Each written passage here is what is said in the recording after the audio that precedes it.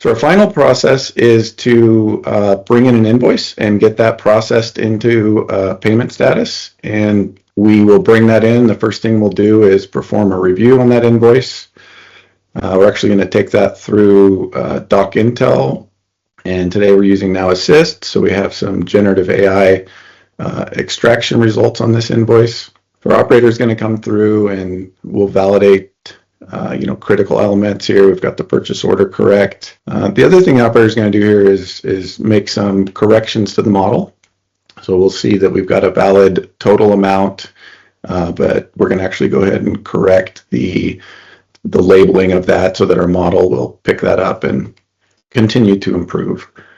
The last thing we'll do on this invoice is we'll go down into the table and we'll review the line extraction. In this case, I think we had a single line, and we did have a good extract, but we'll just kind of step through each of those fields and validate them.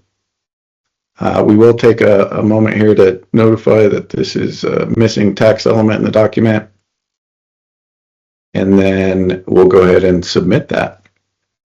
Now, once we've completed the review of the extracted data, we're going to take it through the remainder of our playbook, and we'll find ourselves down in an exception, and this is tied to that tax line. So the first exception we're going to acknowledge here is that we're going to bypass because we don't need that tax line, and then we're actually going to go into the line itself here and apply a 0% tax rate to that particular line.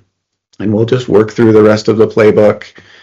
We do have an integration step to validate and surface any integration issues that we might have. And once that's complete, what we'll notice here is that this invoice has now been posted for payment. And then finally, we can come back into the ServiceNow interface. We can refresh this item. We'll see that our status will be updated from pending payment to paid. And we're also going to get a notification that the invoice has been paid. No further action is required.